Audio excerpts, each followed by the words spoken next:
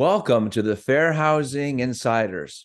We are so thankful that you joined us. And please remember to subscribe here on our YouTube channel or follow and like us on your favorite social media outlet, which you can find links to in our show notes for even more fair housing news and insights.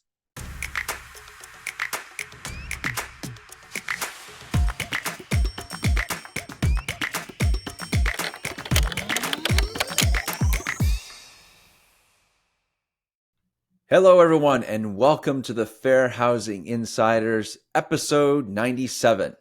Today, we're focusing on housing choice vouchers. I'm your host, Jonathan Saar, and with us today is Leslie Tucker. So we look forward, Leslie, to your insights on this topic.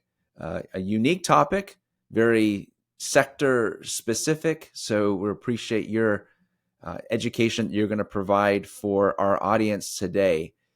So to kind of set the stage for this topic, let's take a look at a scenario, and we'll see that it's an interaction between a private landlord and someone who is a voucher holder, and then we'll get your comments on that. I forgot to mention when we spoke last that I will have my sweet girl Daisy moving in with me. She's a 40-pound Australian cattle dog, and she serves as an emotional support animal to me. I'm so very sorry, but we just put in hardwood floors in the unit, and the reason we replaced them was because animals destroyed the floors that were in there before, so we no longer allow animals in our rentals. Okay, so question for you, Leslie. What are a private landlord's fair housing obligations when it comes to reasonable accommodations? Well, it's a great question, and I think a really important one, because I have found in working with clients all over the country that oftentimes private landlords, who may just be individuals or a group of individuals, may not be entirely clear on what their obligations are when it comes to reasonable accommodations. And the answer is that the requirements for a private landlord working with a voucher holder are exactly the same as any other landlord. A housing choice landlord must always permit reasonable accommodations, including assistance animals, if the voucher holder or participant is disabled and needs that accommodation.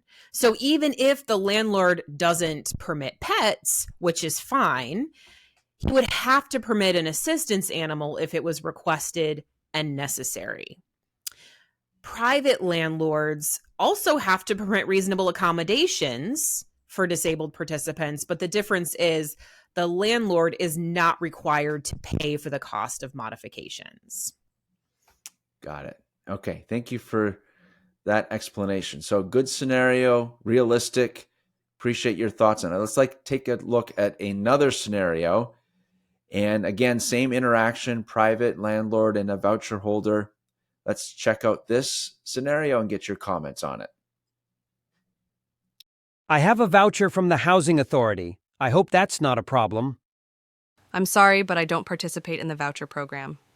But I could point you to some landlords that do. So Leslie, can a landlord choose not to participate in the Housing Choice Voucher Program and reject applicants who want to use their voucher to pay most of the rent? So in most areas around the country, landlords don't have to participate in the Housing Choice Voucher Program and don't have to accept vouchers unless, and this is a big unless, the local or state fair housing laws protect source of income in the area that you rent in. So in those jurisdictions that include source of income as a protected category, a landlord can still go through the process of screening applicants, but they would not be permitted to automatically reject an applicant because they want to use a voucher to pay their rent. That would be illegal. So it's really, really important for private landlords to be aware of what the protected categories are in their state, county, city.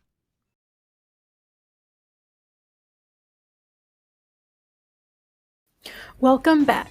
These videos are powered by our friends at Digital. Their team harnesses the power of AI and automation to handle the heavy lifting for you and your leasing team.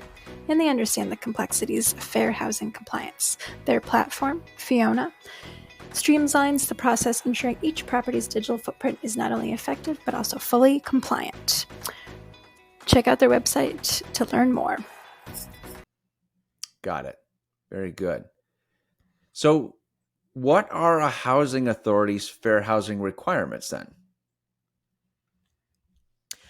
Well, for a housing authority, since the need for housing choice vouchers far exceeds the number of available vouchers, the housing authority cannot discriminate in the manner at which it markets, offers, and manages the voucher program.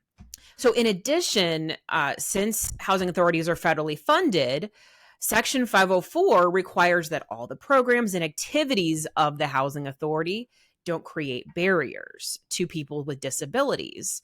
And in fact, it requires that they remove barriers for disabled individuals. Housing authorities are expected to actively recruit landlords to operate accessible housing units and publicize the availability of those units to participants who need accessible housing. In that way, if they do have a participant that needs an accessible unit, they can easily kind of pull up their list of possible rentals and provide that to them. Housing authorities also have to provide reasonable accommodations and achieve modifications when it's reasonable. Mm-hmm. And to add to that very long list, in addition to 504, housing authorities also have a lot of requirements under the Violence Against Women's Act as well. Okay. Yeah, that is quite the list of requirements. So thank you for summarizing it. I'm sure there's probably a whole lot more detail involved with that, but a nice summary for our audience today. So going back now to the private sector, private landlord, Mhm. are they covered by Section 504 or other laws, since the housing authority pays most of the participants' rent? The quick answer to that is no. If the landlord doesn't otherwise receive federal funds, the mere fact that they may be working with a voucher holder, that HUD may pay that share of their rent, or the housing authority pays that share of their rent, that does not mean that that private landlord is subject to Section 504.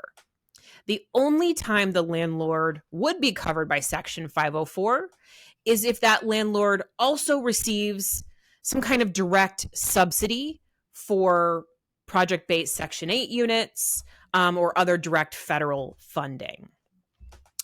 That's why a private landlord who isn't covered by Section 504 is not legally required to pay for reasonable modifications. However, when it comes to modifications, since the housing authority has a business relationship with the landlord, it should actively work to negotiate conflicts between the voucher holder and the landlord, with the ultimate goal of meeting the disability-related needs of the participant. I should add also that in addition to the Fair Housing Act, a private landlord is also covered by VAWA, the Violence Against Women's Act. And that can also be complicated to manage and would be important for a private landlord to, consult with an attorney or work with the housing authority on if there's any issues that come up. Okay. Very good. That's why we have this show. It helps our audience understand just some of the fundamentals that are involved with being in compliance with the Fair Housing Act. And in particular today, talking about housing choice vouchers and some of the details that are involved depending on what sector of housing that you're in. So Leslie, thank you so much. Appreciate the very high level overview of what you've given us today on this particular topic. And it's our pleasure to announce to the community too that there is a new online course available by the Fair Housing Institute called Fair Housing and Housing Choice Vouchers. So streamers and balloons, and yes, that's amazing. We know it's a detailed topic, one that you need to cross your T's and dot your I's, just like anything else in fair housing.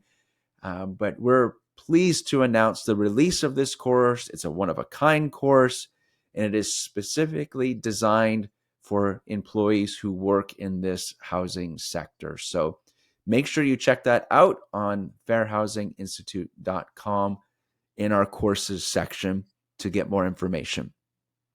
So thank you again, Leslie, for being on the show today.